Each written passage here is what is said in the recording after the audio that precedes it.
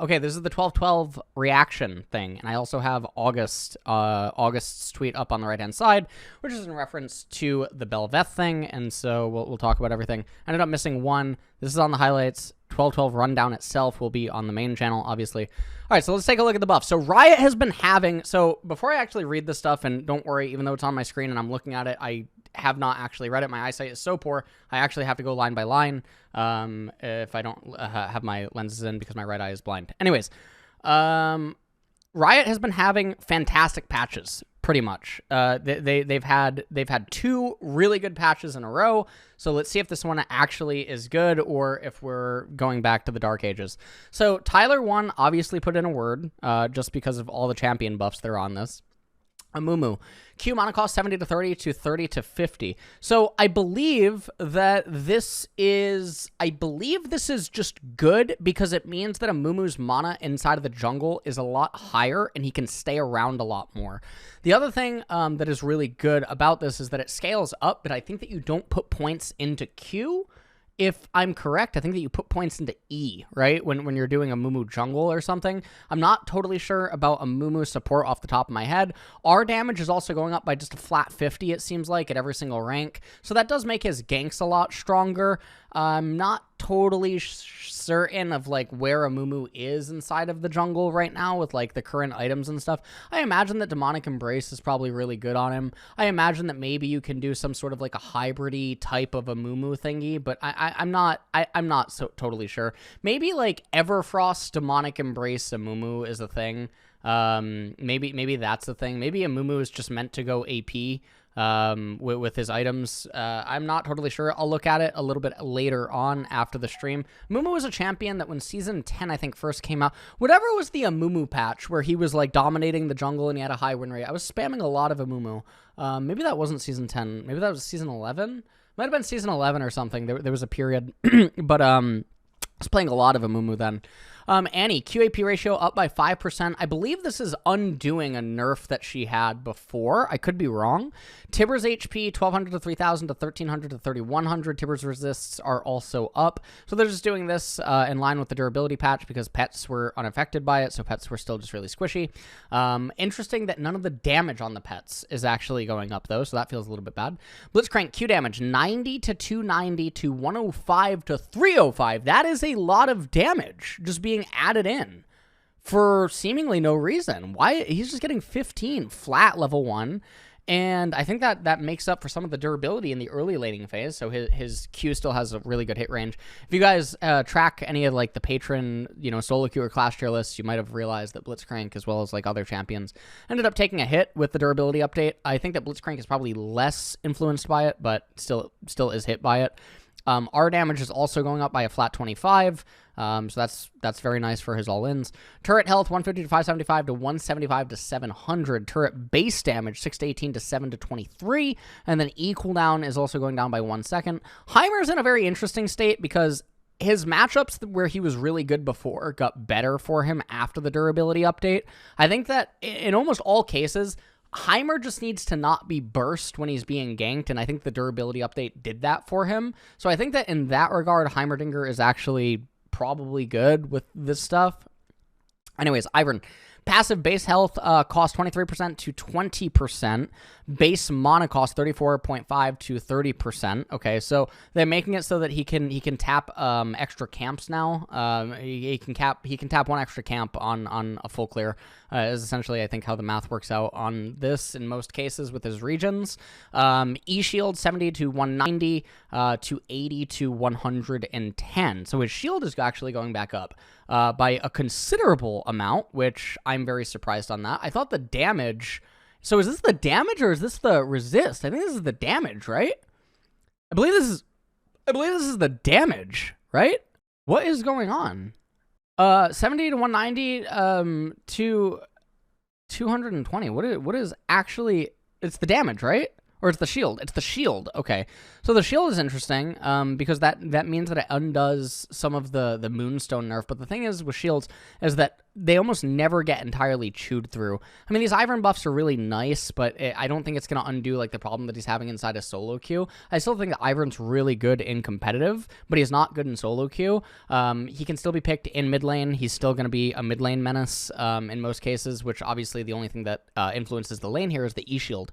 The E-Shield actually does play a part in the laning phase, and his laning phase is still picked for the same reasons that you would have picked Ivern before. Obviously, the passive health cost buffs don't affect laning Ivern. So for jungle Ivern, the same problems still remain. The problems that jungle Ivern has for solo queue players is that they don't realize that Ivern is meant to sort of go the distance. He's meant to really start coming online in mid and late game because of Daisy and because of his shielding and his brushes, as well as the CC that he provides with Daisy and Q. But what ends up happening in solo queue is you need damage, and Ivern doesn't have it anymore because everyone is so much tankier. So his auto attacks suck, his auto attacks inside of brush suck, and his Q damage, his E damage, kind of negligible because everyone's increased resists, etc. And Ivern can no longer 1v1 people with Daisy, unless you end up going like AP Ivern, in which case you're griefing. So because of that, Ivern is struggling inside of solo queue because he lost some of his ability to carry the chaotic environment of solo queue. But it has nothing to do with competitive Ivern, since competitive Ivern didn't actually rely on damage nor necessarily want it in order to be a good pick. So in that regard, it's fine. Jarvan, mana per level, 40 to 55, passive cooldown 6 seconds to 6 to 3. That is very big, right? Isn't that called martial cadence or something like that? Hold on, Jarvan. Isn't this called martial cadence? Something like that. It's like martial... Oh my god, I'm a fucking former caster. Okay, martial cadence, target immunity 6 seconds. Basic attacks deal 8% of the target's current health as additional physical damage, with a minimum effect rolled of 20 capped at 400 against all targets. This effect cannot occur on the same target more than once every few seconds. Okay, wow. Alright, well... That is a very big buff for Jarvan. That is a very, very big buff for, like, 80 variations of Jarvan. Even tank variations of Jarvan, just getting a lot of extra damage. So he gets only 1% at level 6, but getting the 2% at level 11 is really big. And then obviously 16. So 16 is basically, like, mid lane Jarvan, top lane Jarvan, which I don't necessarily think that we're going to see any of those variations. But definitely for jungle Jarvan, I think 6 and 11 is really big on the passive. And then the mana per level, just having more mana to operate through the jungle, I think that's very good. Seraphine, E cooldown is getting a buff. So, well, actually, no, hold on, that's a nerf. Wait, that's a nerf. Ooh, they're nerfing her. Ooh, what is going on? Okay, so they're actually nerfing her. ECC duration is up by 0.5 seconds. I would still say that's a nerf, though. I would still say that's a nerf. That's a nerf. They add 1 second to her E. They add a second to her E, and even though the duration goes up, how is that a buff? How's that a buff? It's a nerf, no? It's a late game nerf. That almost is negligible. Right? Yeah, I know that, but still, is it not still a nerf? I just think, I think the values are in such a way that the numbers themselves are negligible when you consider why you're picking the champion or playing the champion. So I think that I think that because inevitably you reach late anyway, I don't know, maybe it is a buff just because of the mid and early game with the CC duration going up by half a second, I guess. Okay, that's fine. That's fine. Oh my lord, I really have the runs right now. Oh my lord, I have to go to the bathroom. And what a coincidence, we're at Yorick and about to be at Bel'Veth. Okay, Mistwalker base health 185 plus, wait, Mistwalker base health 185 plus 15% of Yorick's HP. Is this the maiden? Oh no, it's not the maiden. Okay. To 110 to 212 plus 20% of Yorick's HP. That is a lot of, that's a very big buff. What? Mistwalker movement speed 300 to 325. Wow, they're going to land a lot more auto attacks. What? Maiden base health 300 plus to 3000 plus 70% to 350 to 3300 plus 75% of Yorick's HP. That's a lot of extra HP. Maiden chase range on E 1600 to 1200. Oh my lord! Maiden should int less. That is actually one of the big problems with losing her in lane. So Yorick's still not really getting damage. Well, he's getting damage in the sense that his Mistwalkers can land more hits, but I don't think this has anything to do with like what is making Yorick feel really bad. You guys know I've been spamming him a lot lately. I do think that probably has more viability inside of the jungle than he does have in top lane, just because he's a lot more consistent, it seems like, inside of the jungle. But I think that's kind of it. He does get more DPS on his ghouls, which requires him to land his E, but I still think that in most cases it's gonna feel kind of bad. I also don't think that like the maiden stuff is really there. I really have to go to the bathroom. I am so sorry, and Joe, I apologize that I have to go to the bathroom, so you're gonna have to edit this and cut this up. I will be right back, my lord. Wow. Okay. Wow. Dude, I had to pull out the dude, I had to do the caveman. If I didn't do the caveman there, I would have. Wow. Dude, my lord, I had to do the caveman. Anyways, guys, let's pot friend and get right back into it. Okay, so where were we? We talked about how Yorick's changes are probably not enough. I think the champion feels terrible, but I do think his best role is probably jungle. The issue with Yorick is that he needs about 150 or 200 range on his W cast. And then his E is not like, his E is very awkward with the way that it registers and stuff.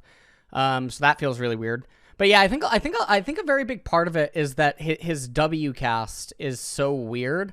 And then his itemization is also like kind of awkward for the level of power that you end up getting, but his damage is also so mixed that it makes like even going stuff like Black Cleaver or like whatever just feel a little bit weird. And also the dependency on Cyrildas so that he can actually stick to people without the reliance on W.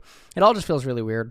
The other thing with like his skill order points, how he has to put randomly 3 points into W so he loses a lot of base damage on his Z just so that he's able to get that one extra auto attack worth of HP on his wall. Like that feels really bad too. The other thing is like, I mean, a huge buff that they could do to Yorick would be to make his wall unable to be, like, you can't dash out of his wall. Sort of like Vygar Cage. Like, if you use a dash, you just run into it. You know what I mean? They could make his wall register as extremely thick and make it so that people can't dash out of it or something. Like, that would be fine. I think that would probably be okay, yeah. Still probably wouldn't be picked. All right, Bel'Veth. All right. I think that we will save Bel'Veth for the end because it's a separate screen. Dr. Mundo, passive region 1 to 2% plus to 0.8 to 1.6% on his passive. Our base health increase 10 to 20%, missing health to 8 to 15. So they're just nerfing the most difficult parts for lower MMR players to really handle, I guess. That's the only thing that really makes sense. Mundo's really good at just punishing really bad players, but Mundo is not a very good champion, at least not like competitive or, you know, anything like that. So it's a little bit weird. He has some niche roles inside of the jungle in some specific matchups, but this just seems really, really, really bizarre. I think it's a very light nerf, and so I think in that regard it's fine. Fiora, passive max percent health true damage, 3% plus 5.5 per 100 bonus AD. Okay. To 2%. She's losing 1 whole percent. I mean, that's it. I mean, I guess. I mean, she's losing 1 whole percent. I mean, she'll live with it. It's not a serious amount early on. It's not a serious amount in the 2v2s or the 1v1s that she's going to do at like level 6, level 7. This only really becomes a problem like way later on in the game, and even still, like you're going to be able to live because she's overkilling you in most cases anyway. Janna, WMS 6 to 12% to 6 to 10%. So she loses, she loses a negligible amount of HP. Slow 24 to 40% to 20 to 36%. Okay. E-Shield Strength 75 to 175 plus 60% AP to 65 to 165. Just losing a flat 10 and also losing some of the ability power ratio. So Janna I still think is really, really, really good. Even with these nerfs to her, I do still think Janna is one of the best champions in the game, but people overreacted to the Spell Thief, Janna nerf meta thingy majiggy, and people don't realize that she can still do the same exact thing and just no one plays her. So that's sad. Singed, W slow, 60% to 50 to 70%. Our base stats, 39 to 20 to 100. So, they are barely hitting what is making Singed good in mid lane and solo queue and what's causing him to be a problem. So, unless, like, there's nerfs to Predator and other stuff, I think he's probably going to be fine. So, we'll get through it. Viego, passive heal possession, 2.5 to 2% of target's max HP. R bonus damage, 15 to 25% missing HP to 12 to 20% missing HP. WE no longer instantly stealths Viego. WE, I don't know what that... Oh, okay, I get it. Okay. These are all really light nerfs. It's very clear that Riot really wants to keep him around. They probably think he's a very exciting champion, or maybe he's a champion that people just like watching. I'm not totally sure. They're still playing him in the current patch on like LCK and stuff, and I think even in LPL. So I don't think he's really going anywhere. He's just gonna remain a meta mainstay inside of the jungle, mostly because of the way that his kit is designed for the possession. So if people don't draft in a way that is like really brutal for him, and let's be honest, no one's drafting, then yeah, it's not that good. Health regen 3.25 to 4.5. Health regen regrowth 0.55 to 0.7. This doesn't matter. W damage 10 to 150 plus 150% total AD plus 70% AP to 20 to 160 plus 130% total AD plus 60% AP. So the flat damage that she ends up getting does have to be a math calculation, because let's be honest, the 10 flat damage that she's getting even on AP's area, you can have 2 items and still less than 200 ability power. So in some ways, it is still something. Now, the total AD, though, is really big. The 20% off the total AD. This just means that the AP variation of it is probably less affected, which it seems to be something that is picking up a little bit of traction, but yeah.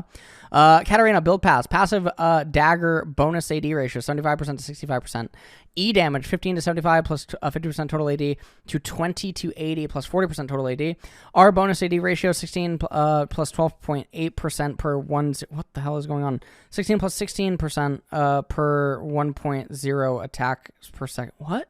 On-hit dagger ratio, 25 to 35%, 28 to 38%. I'm going to be honest, guys. Just check out whatever Cat Evolved apparently talks about in regards to Katarina. He'll probably have a lot more to weigh in on this.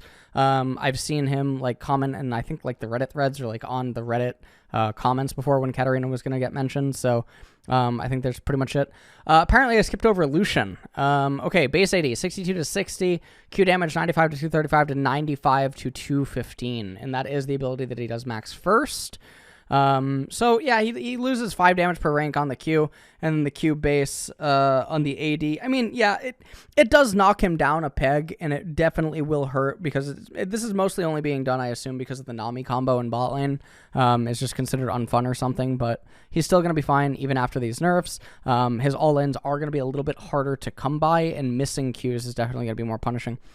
Shaco build path. So this is interesting. So I did not actually see what the drama was, but apparently Chase Shaco, Nemesis, and Vigar V2 had some sort of drama on Twitter. I did not read it. I asked chat if they wanted me to read it. I saw that it was a thing, but I did not go into the meat of it. I think that it had something to do with like building Shaco AD versus tank. But anyways, passive dagger bonus AD ratio 75% to 65%. So they're nerfing his AD ratio. E damage 15 to 75 plus 50% total AD to 20 to 80. Oh no, sorry. I'm reading Katarina. Oh my god. What am I doing? Okay, Shaco build pass, armor growth, 4.7 to 4. HP growth is also down, so he's going to be less durable, and yeah, it's just overall less durable. QAD ratio is going to go up by 15% on the AD. WAP ratio going up by 3% on his box. EAP ratio also up by 10%. EAD ratio also up by 5%. So they are really trying to say that you have to go AD on Shaco or some sort of hybrid. I'm actually curious if anyone's tried some sort of a hybrid build on him with AP and AD. I wonder, that almost seems like it would actually make a lot of sense, because the thing is that AP takes some time to go into. You really need to gain access to like certain items and whatnot, but maybe not, because you need Liandry and stuff like that. So I'm not totally sure if you can do like AD into AP. But yeah, I mean, I don't know. That sounds like it almost could be interesting, because Demonic Embrace is probably his best item, because Demonic Embrace is just turbo broken as an item in general. But yeah, maybe when you have Demonic Embrace, you also want Liandry's Torment. So I'm not totally sure on what's going to go on there. But yeah, Yuumi healing, passive shield Shield, 56 to 360 to 60 to 380. E-base heal, 70 to 190 to 70 to 150. Very good that they are bringing Yuumi down a peg because her healing is a little bit too much. So I think that, yeah, they are bringing her down a peg. The shield going up is a negligible buff. It doesn't actually do anything. Soraka healing, R healing, 125 to 275 to 150 to 350. No longer removes grievous wounds. Okay. So the no longer removing grievous wounds is a thing that sometimes happens, but it doesn't always happen, and it especially doesn't happen usually in the hyper early stages of the game. It's also something that Soraka can play around. The only time where she can't play around this is in the later stages of the team fight, where she's intentionally holding her R for her teammates and herself to get low below the 40% threshold, and then activating her R. So this is a very interesting nerf in the mid and late game, but the early game Soraka is going to be more oppressive with the increase to the heal. So I mean, that is something that's nice. Night Harvester now includes Fiendish Codex. Don't care. Predator, max percent movement speed, 45% to 25 to 50% on levels. The damage, however, is going to go up considerably. So this just means that you're going to have to cast Predator when you're closer to the opponent. You can't cast it when you're further away. So I think for ghost-based Predator users, this is still probably going to be fine. Chilling Smite Predator users, etc. That is a lot of movement speed to be missing. 20% movement speed is tier 2 boots.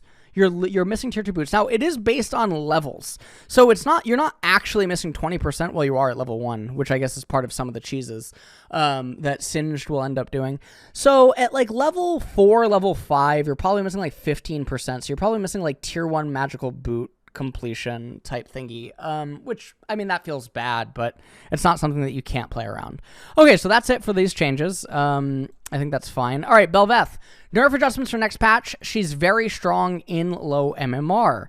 So this is... so at the time of making this, I believe that she is turbo broken in like iron, silver, bronze, etc. Let's actually take a look really quick.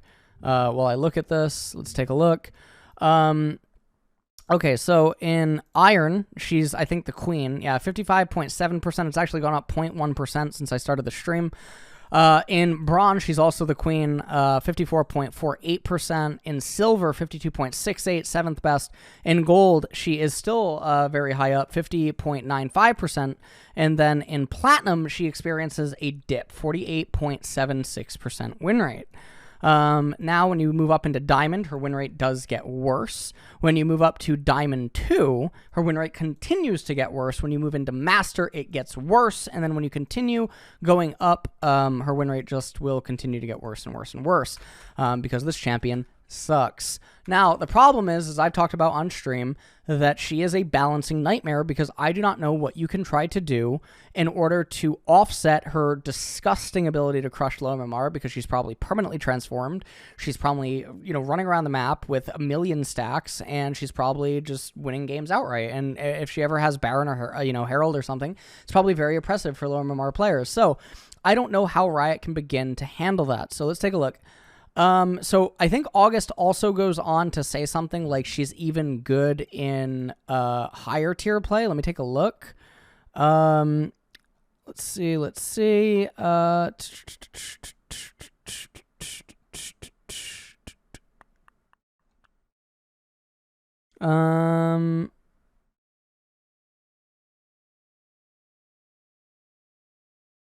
Okay.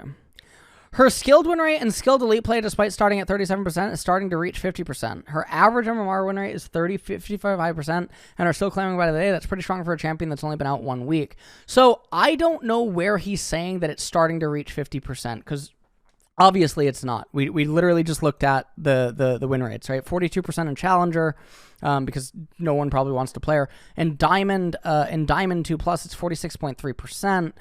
In Diamond, it's 47.47. Is that what he's saying? I don't know. And then 48.31 in Platinum. But like even Platinum, I imagine would be a pretty good tier for her in general. But she's 40 out of 48. So I don't really know what he's saying. And I actually see a lot of so a lot of people know that I've been playing a lot of Bel'Veth. A lot of people just don't want Bel'Veth on their team. There's a lot of team target banning going on, I think, when you play Bel'Veth. So, all right, let's take a look at the changes. Auto attack range is up by 50. That's a buff for high MMR play, okay? HP region 8.5 plus 8.5 to level 7 to 0.7 per level. It doesn't really matter. Value stacks 0.25% to 1.25% by level 18 to 0.28 to 1% per stack. That's a very big nerf. That's a very big nerf. What? Gets to 1% at level 14 on live. Can now gain stacks off large monsters. Okay. Can now gain stacks off large monsters. Means maybe she can lane. Because what'll end up happening is she'll probably be accumulating she'll be getting 2 stacks on average compared to 6, so she's operating at -4. But then once the certain game timer hits where the cannon starts spawning more frequently, then she can actually start catching up. Because when she's laning, she'll eventually have stacks. So the trade-off that you'll end up having to ask yourself is it worth having less attack speed, which doesn't seem like it's as punishing now because of the level 14, in lane Bel'Veth compared to jungle Bel'Veth if it means that you can get higher base levels and you can get more skill points. That's the question. Fixed a bug where Q would cause R's true damage on hit to deal double damage. I did not know about that.